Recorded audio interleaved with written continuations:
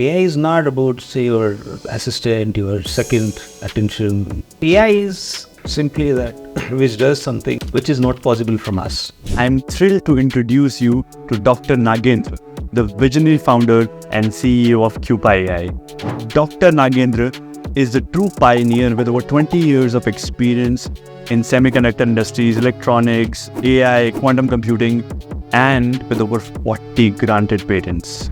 Dr. Nagendra's work is not just about pushing the boundaries of technology, but also about making the quantum computing accessible and practical for businesses today. Quantum computer is that this is the future of AI. Okay, there's a future of AI in terms of how we model the intelligence and how we compute intelligence. Without a further ado, let's get into the episode today. So, sir, I've been really fascinated about the kind of work that you have been doing into the space, and I think you have been in this for last 2 decades. So, and I think what you're doing is very fundamental to the growth of our nation. Could you talk about your journey and how did you pivot to quantum computing and AI solutions? Sure. From the start of 2000, I'm into technology.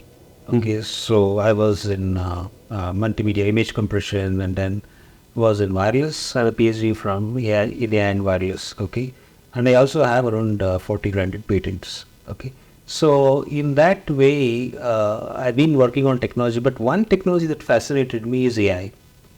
So way back when I was in NVIDIA, when I saw DeepMind playing Atari with the AI model, that was the one which turned on the imagination. And I thought AI would not stop. And so far I've been proven correct, right? So that has been the experience. And what we see is there are limitations in the current modeling, intelligence modeling, which is based on classical compute, based on neurons and bits. Okay. So what we saw in quantum computer is that this is the future of AI.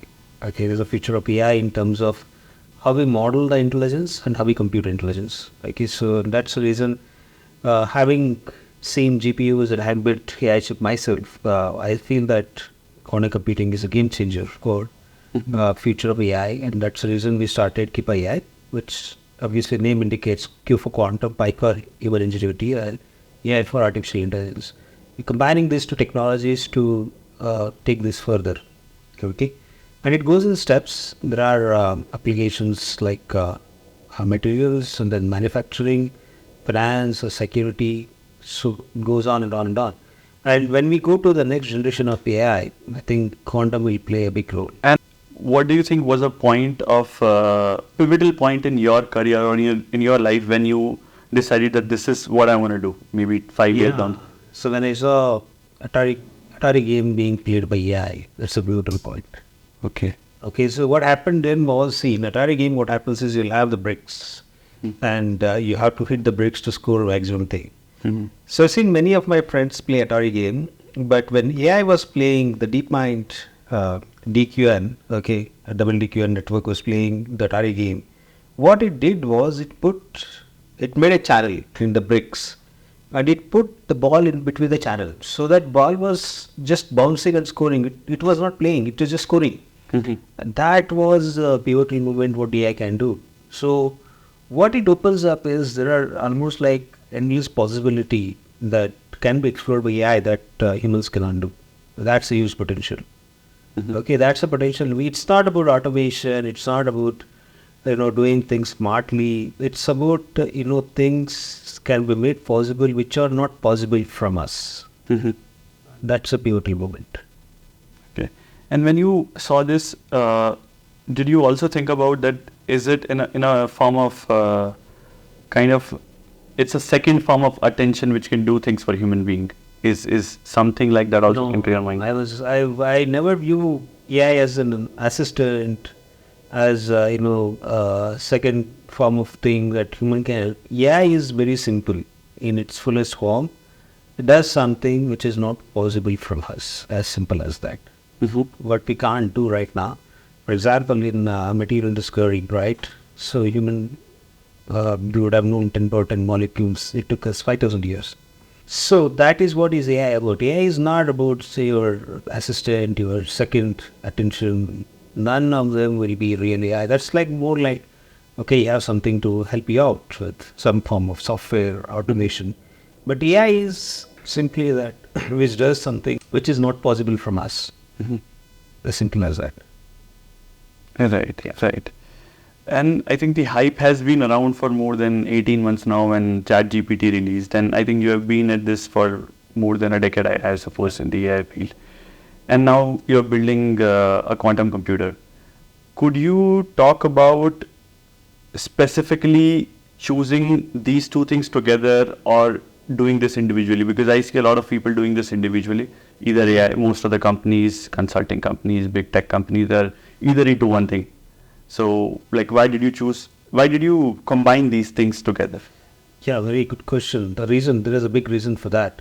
See, when I was doing classical AI on a chip, it consumes a lot of energy. Okay, today GPUs are Yeah. power, and even that time, people used to say that you can replace the heating element in microwave with GPU. It can heat up that much. Okay.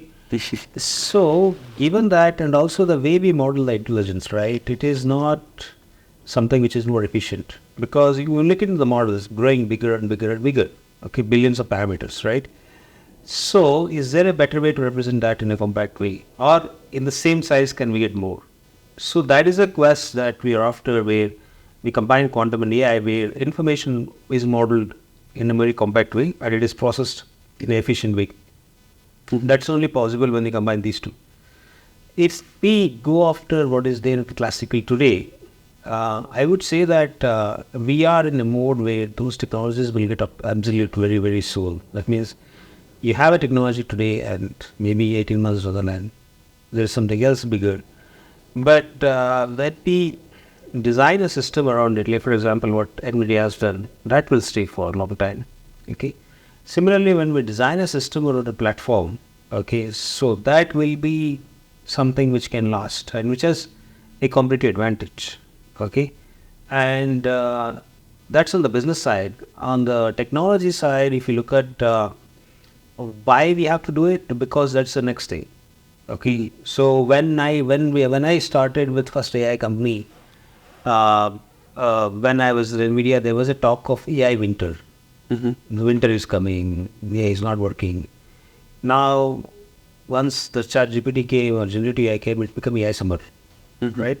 Similarly, all this technology is of same nature. There is a push, there is a technical issues, then there is market skepticism, okay. Then there is a breakthrough, and then a hype, and then hype will die down, and the practical application will come. So we're not in the hype cycle in quantum yet. Okay, hype cycle in quantum and AI will start when suddenly a quantum computer running in AI and that is doing something nobody has imagined, right? Yeah. And that is coming. That is coming. Hopefully that will happen in enterprise application. That's where it really required to happen. Not in other areas like which can disrupt our normal life. Okay. So that is why we started with QPiAI. That's a solid business and it's a solid technology.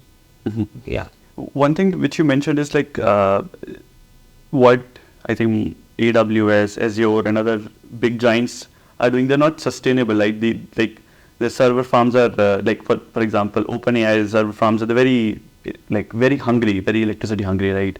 And moving forward. This is what you're referring to, this being not sustainable, if I'm not mistaken. Yeah. So generally, yeah, well, it's like what data centers is nothing to do with cloud computing. So the data center when we built with a lot of this is megawatt or 10 gigawatt or whatever it is, the power consumption. So that is not sustainable because see, if you have a phone, I can have two phones. You can have two phones. So you have 5 number of humans. You can have your dogs have phones. Okay. So still it is finite. But when it comes to data center, how many GPUs you put or how many AI processors you put is not finite. It can be anything. There's no limit. Right. Right? So when we have that kind of appetite for data, right, and when you have a very inefficient way of calculating the intelligence model or the way you compute them, then it is really a big sustainability question. Okay, because you are into a business with there's no limits. Yeah. See, if you want to buy a car, still you can buy 4 cars, 3 cars. There's a limit, Yeah. right? Buy phone is a limit. Exactly. How many servers you put in data centers? No limit. Yeah. It doesn't depend on number of human beings, number of animals, or everything together, right? So you're talking about a business which is like that, and there the inefficiency multiplies very fast, and it can harm planet even faster than what collectively a automobile industry has done for the last 100 years. It can do it in 1 year. 10,000 global warming, right? So that is where we have an issue. Interesting. And could you also talk about the kind of results which QPiAI was able to deliver in various range of applications? See, one of the banking applications we showed that the quantum-based machine learning model, okay, training time doesn't increase with number of features involved. While classical, it increases exponentially. That's a big proving point for that, that quantum is better than classical. So second thing is we were able to discover some materials for a very big cosmetic company, okay, which scrap material through quantum and AI. That's a big thing for us, okay. And the third thing is really the way we model the molecular dynamics, which is a quantum chemistry. So these are some 3-4 big applications we have. And on the software side, in the quantum-inspired algorithm, we were able to actually get a result where we have 47% reduction in the cost of the transportation. So these are some of the solid results what we have today. So, sir, there was this case study about the smart city, which I think you guys were working on. Could you talk about the results that happened there? See, in the smart city, there was an environment compliance that has to be done by using drone images or satellite images. So the bigger problem there is when we start annotating the images, right? So it has to be done very fast. And also it was incomplete data where to do the data augmentation, okay? So there we developed a technology where we take really huge images, satellite images are like 184 GB or something like that. To slide them and make sure that we can augment the data from the sparse image. Right. And then we design a model in such a way that this environment compliance is like, you have to be compliant that you're not damaging the environment. It's the world's biggest smart city. Yeah. Okay. So there we were able to automate in such a way that the accuracy was very high. So that detection of any damages like littering, cutting of trees, and then the speeding in the highways, all those things were detected very accurately, and it's in the production right now. So the main technology here is the way we annotated data, way we automate the model generation, and the way the model generation accuracy is very high, and also the way we can speed up the deployment and also continuously adapt to the new data that is coming in. So those were the technology what we use in the smart city. And what kind of model did you deploy? So these are vision-based models which can work on point cameras, drones, and also satellite images. I think in one of the presentation you mentioned about discovering 4 new molecules a year. I think something like that. Yes. Could you throw some light there as well? Yeah. So basically, what happens is in the drug discovery, discovering new molecules is very challenging. Okay. So Yeah. after that, there's a lot of other processes like approval from regulatory and all those things. But discovering new molecules, as I said before, it takes a lot of time, and we don't have time neither in drug discovery nor in materials. We have to speed up discovering new molecules, and if you discover 4 new molecules per year, your drug discovery probability goes up by 25%. So what we were trying to do is through molecular dynamics and prediction pathways and all those things, we were trying to discover new kind of reactions, and as an outcome we were able to discover few molecules. For example, one in the energy transition we were doing, and other is of the drug discovery. So we were able to discover new molecules through generative AI and quantum computers, quantum computing model.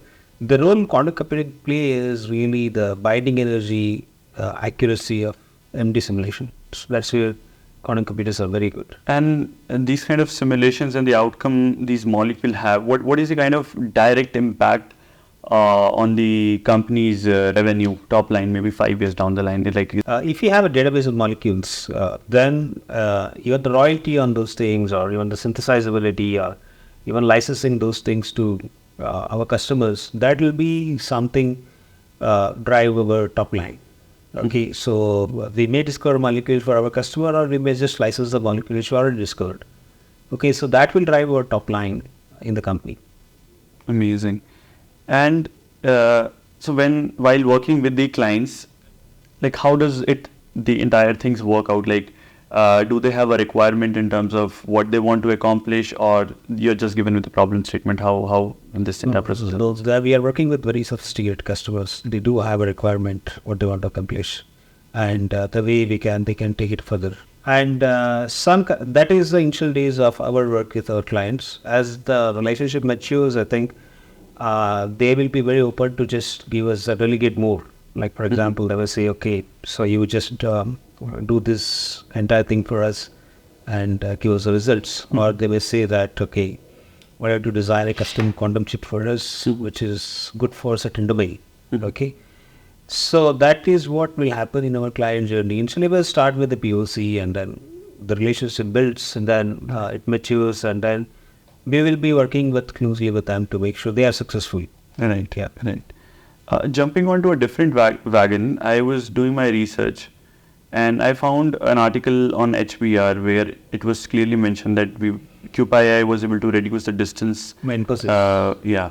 So could you talk about what exactly happened there, and which kind of algorithm did you use, or which kind of model did you use? See, the Kibo solver, what we have to minimize the travel distance. Okay. Yeah. So it's a quadratic unconstrained binary optimizer. Okay. So what happens there is it is based on Ising problem. It's a thermodynamic problem which figures out the minimum energy. So there, what happens is when you try to find the minimum distance with, say, 10,000 starting point and 10,000 ending point across a continent, you need to figure out the least costly paths for the entire travel. So there, Cubo is very good because it can work with millions of variables. Unlike conventional optimizers like convex optimizer, Cubo is very good. And we were able to work on carbon capture project with Infosys, and that's where we want the publication. So we were able to reduce around 60% of our travel distance, which is very important for anybody in the logistics and supply chain. If this is not only cost reduction, and also time reduction. And it is also a capability of a company. What happens is you have to look into the benefits in multiple dimensions. Of course, you reduce the cost. When you reduce the cost, what happens? You travel less. Yeah. So when you travel less, you have the fleet available for more load. That means you can transport more. And then you also have to save the time, because anything that takes less time to reach from one source to destination will also free up again more capacity. Right. So it has a multiple, it's not only cost reduction, but it also like overall improvement in the business with 3 or 4 dimension of benefits. So that's what happened there. And like, did you utilize quantum solutions powered by AI solutions, or like what it was like indeed? It's a quantum inspired algorithms, and also there's a front end of AI there. Okay. Right. So it's a mixture of AI and quantum what we use. So sir, you have mentioned in one of the presentations that you except the fridge, everything is built here at the office. So could you talk about the design process? How did you are doing such a big endeavor, I mean, which has never been done in the country, 25 qubits if I'm not wrong. Yes, see, the credit goes to team. So we have extremely good qualified people. Most of them are postdoc and PhD. And we have our lead in quantum computing, Dr. Manjunath. So the thing is, these are the people who worked on only quantum computer for the entire life. Right. They did only this, nothing else. In their PhD is on this, and then postdoc, and their first job is on this. Okay, Right. So these are people who put together the entire system architecture. See, the biggest thing in hardware is how do you architect a system. Okay, so the system architecture involves a lot of things in quantum computers. One is the cryogenics, where you have to cool the chip. Yeah. Okay, and how do we control the quantum computer? That we have to design. Okay, and then after that, the software which runs on that, multiple layers of software. Okay, so all those design is something which we took around 3 years to do. Okay, it's not like 1 day job or 3 months job, 6 month job. It was 3 years effort. And now we are actually putting it together in Bangalore. So what we did was we designed our own controller to control quantum computer, our own software. And also we have a lot of insights into how to design the better processors over this time. So this is starting journey for us, and this will continue for a long, long time. Okay, so we will be, what it enables is, the most important part of this is that it lays a foundation where we're going to build much greater processors, QPUs, and much greater system which involve classical and quantum both. So the complete system design is something which I say is the greatest output of all these endeavors. Okay, so where we can say that I can design a quantum system that can be usable by industry, and so that these industries are able for breakthroughs, either in finance or materials or drug discovery, manufacturing. So those will be enabled because we have a complete system design. See, we could have settled down for a chip. Okay, we design a chip and somebody else will put up a system. But the industry is so nascent across the world that we need to provide a complete system where applications can be built. Right. So that was our aim, and we started almost like 3-4 years back. And it took us this long to make sure that we are complete. And it's out there for the clients of QPiAI to use? Yes, absolutely. Okay. Most of our clients are Fortune 500 clients. They will be having the first access of our quantum computers. And we'll work closely with them. We'll be giving our software, we'll be giving our algorithms, and we want them to be very successful in their domain. Say, for example, if we are working for a pharma company, we want to make sure that they are enabled in such a big way that their workflows will become easier. They are successful in inventing new drugs, more efficient drugs, and doing a precision medicine. That is one of the things that we can do in quantum computing. Okay, and then making sure that they are very successful. Right. And the infrastructure that is being developed right now, when would this become something that I think a lot of other companies could take advantage of? It's 1 year time. 1 year time. So when it should be after, this will be up in December because it's already up. You have tested everything, you have results. Okay, so integration is something December. And by March, we would be giving this access to the customers. Okay. December, our quantum computers will be up. March, we'll be giving them access. And the large scale access will take by end of next year. We'll have a compute farms. Right. A data center of quantum computers which has maybe like 10 to 15 quantum computers, which is a multi-QPU base. Each of them will have 8 QPUs. In that sense, we may have around 100 QPUs in the farm, which will be given to our customers to model their algorithms. Okay, and not only this, but we are going to give them the technology security in the terms. We're going to constantly upgrade the QPUs. We'll give a better quality QPU by error corrections and make sure it's very stable. We'll increase the qubit count, and we'll make sure there's constant innovation in terms of integration of software, algorithms, and the hardware, and the classical and quantum integration. So this will enable, once they sign up with us, this will enable our customers to rest assured that they are in the cutting edge of quantum computing. Got the point. Yeah. So in very simple words, probably in 2010, where you stood and where you saw AI, while other people, I think most of them missed out on AI, this is the time where maybe 5 years down the line, this is what we're going to see, the emergence of quantum and AI together, where the hype will also follow, because generative AI, the hype is caused by, so everybody, a lot of investor ecosystem has happened now because of this hype which happened after GPT, and I think the same thing is what the industry needs for quantum as well, if I'm not mistaken. Yes, but yeah, see, generative AI is not as disruptive as quantum computing. Yeah. See, what happens in the first application of quantum computing is that you see that, okay, now this is better than classical. And this can do something that classical cannot do, and there will be a huge amount of shift towards quantum initially. So then I think new algorithms will be developed, and a lot of infrastructure has to change. Okay, so what we're talking about is if the security is broken, what happens, or that will be the latest stage of a thing. First is to enable quantum chemistry, between new molecules and finance. And then what happens is we will have breakthrough in the quantum hardware because it will feed onto itself. Yeah. Like for example, when the silicon came, first silicon and the transistor came, it fed onto himself because it led to a lot of application. Okay, then the microprocessor came and RAMs and then SoCs, and then now it is ubiquitous. Yeah. But to imagine quantum application becoming ubiquitous is very hard because it is so disruptive. The chip is not that disruptive. Chip will just enable you to do things efficiently.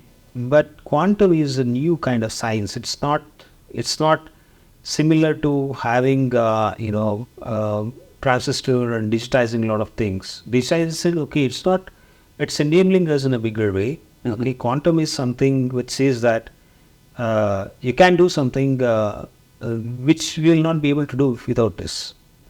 Okay, so digital is something like the transition was gradual. You have different kinds of computer getting miniaturized, and it is helping in our normal day-to-day life. Your iPad will help you making sure that you can access the digital content properly, note down things properly.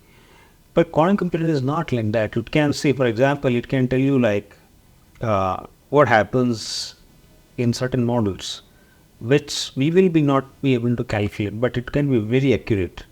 So the difference between the classical and quantum world is generative AI is not very accurate. Yeah, it's Okay, hallucinate. but when you get quantum, it will become accurate, and that's a big disruption. What we're talking about is AI becoming accurate. Okay, and then you will be able to model certain things, certain phenomena like your universe, or maybe the extraterrestrial, what happens in the space, the activity there, okay, or what happens to the weather, very, very accurately.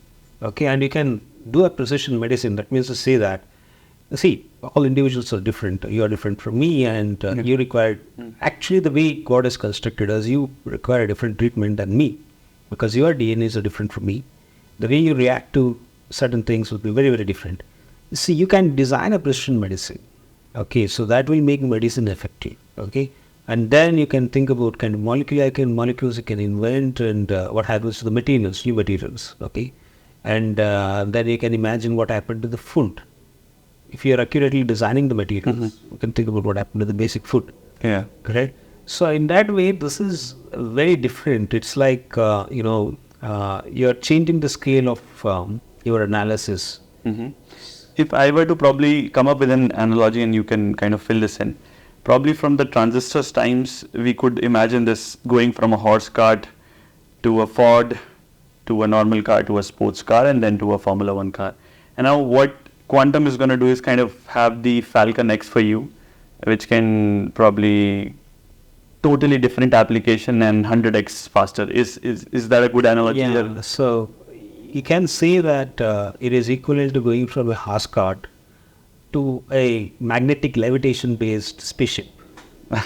Okay, which has no speed limit kind of thing, or light speed or something like that. Yeah. So that is what quantum is. Because when we see quantum, what is possible, although there's a technology barriers, there's a lot of things that has to be solved. There are a lot of problems. The scientific problem, not engineering. Not engineering and scientific both. Both. Okay, there are a lot of things to be solved.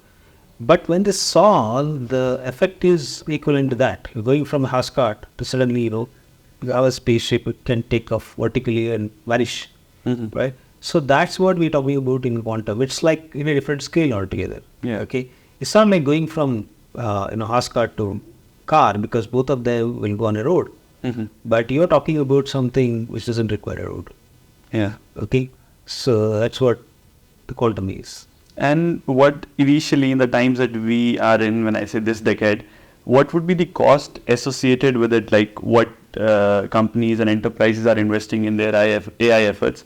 Would the cost be very similar, or it's drastically less, more? How is it like? See, a quantum computer, when it starts, it will target very niche applications. Yeah. Okay, so if you consider these applications, if you consider that running it on quantum computing and running it on GPUs or the HPC infrastructure, I think cost will reduce.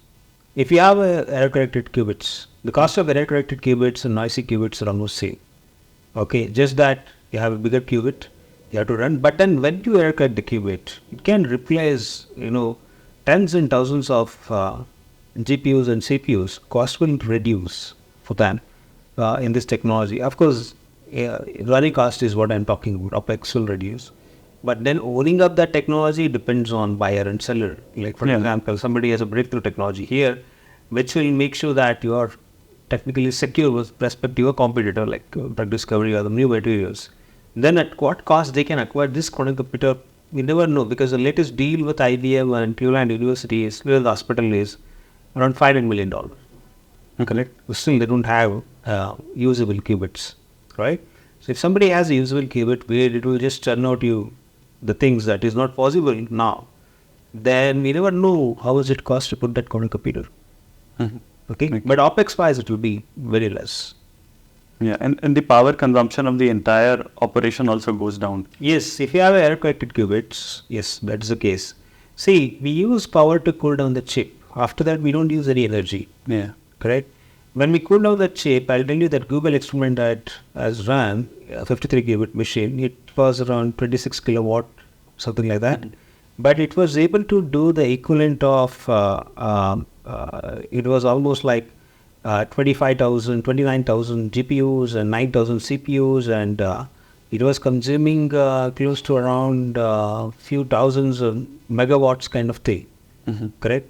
So in that way, of course, we're done efficiently and we select the right workload.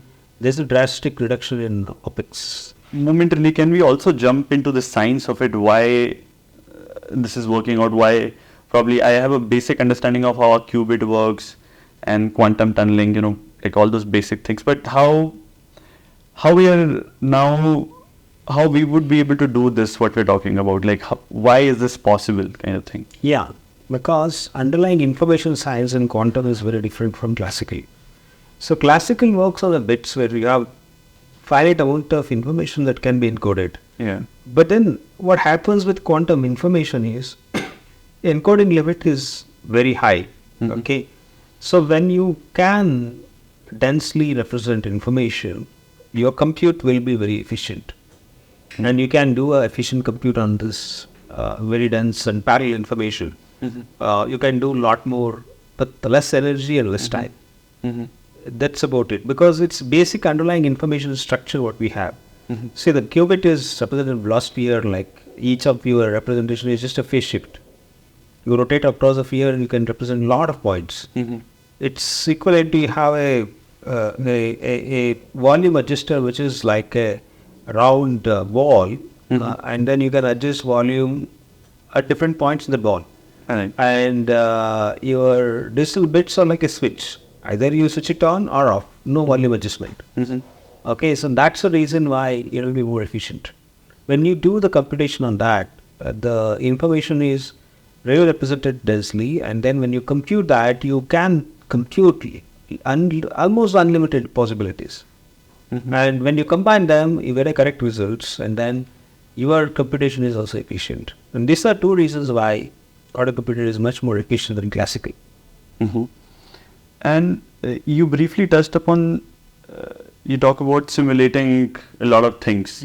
So right now, what exactly or what successful endeavors you have had with simulating things, if we could just understand? Simulation is like we were able to simulate through quantum simulators what we have built. We were able to simulate all of these algorithms, quantum algorithms, classical quantum interaction.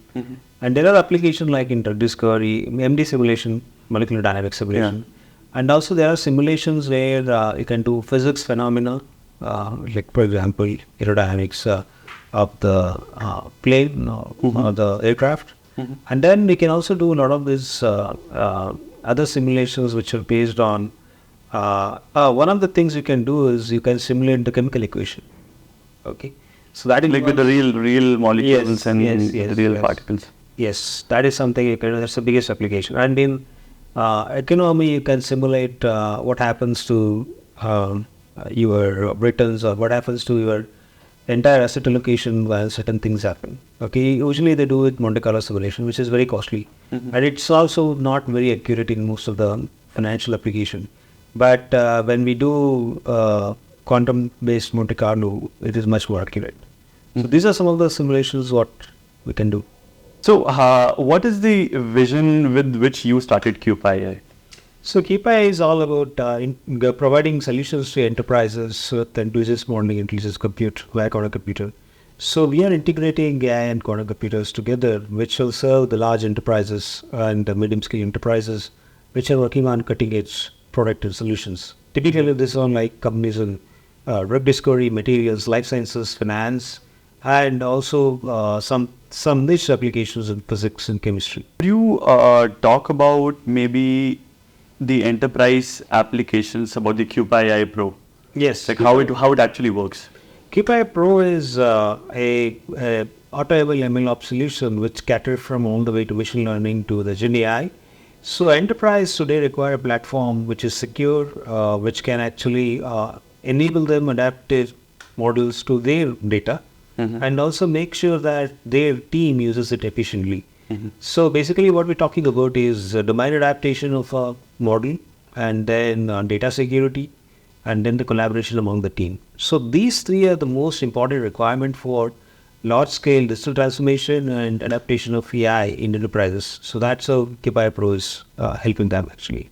So you have been an inventor, I think, with 40 granted patents, and you're running also a business recently raised Series A, I think pre-Series A.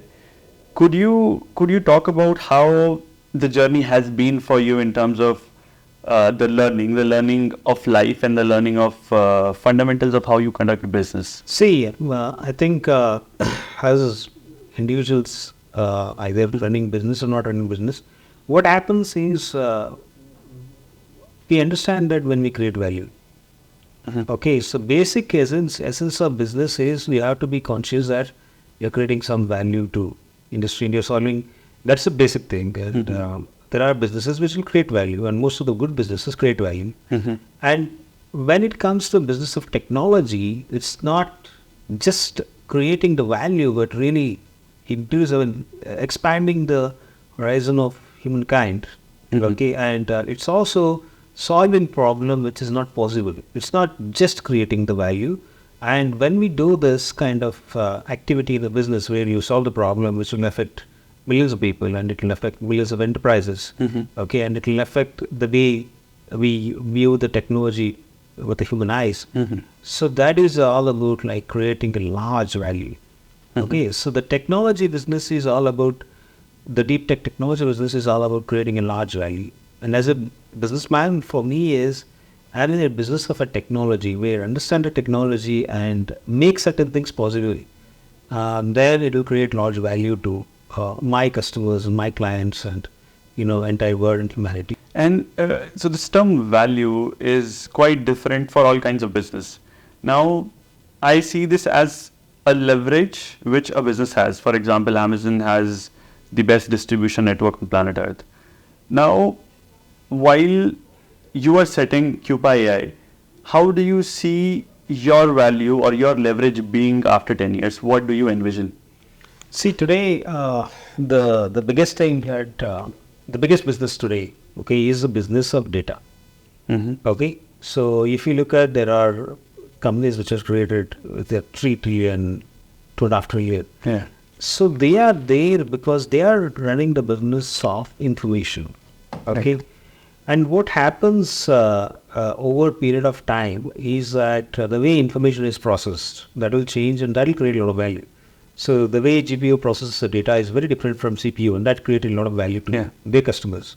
And similarly, when we integrate our software hardware stack and full stack quantum computer, the way information is processed by our end customers will be very different, and that will create tremendous value to them. Okay, that's how we see our transition in creating large values.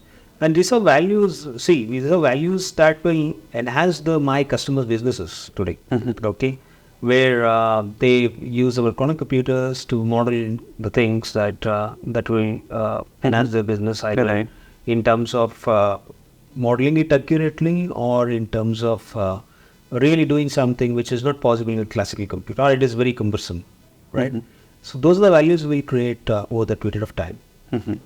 And I'm very sure, like, the value, the cascading effect of the value with these clients and these companies would go to a larger scale and reach to everybody. I'm very certain about this in the next 10 years. Yes. How do you, or what do you envision, or what do you see happening in the general way we live, the way we operate? Like, what changes are you looking forward to at the moment? I'll give you some examples. By discovering better drug, of course, human life will improve, and even we'll have better control on how we live.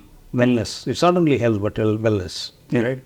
Then by discovering new material, manufacturing will improve. That means cost of goods will come down drastically. Okay. And then the bigger thing is that can we actually go beyond our human needs to use these computers? Yes, of course. Okay.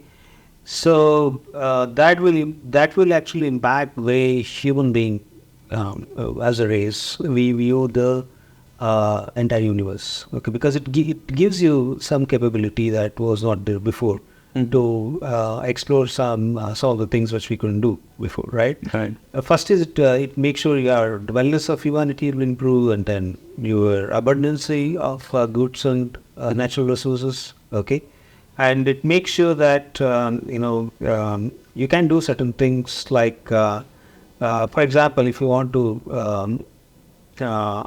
really make sure that world poverty is decreased, that's possible when you make goods cheaper, correct? It will become more affordable.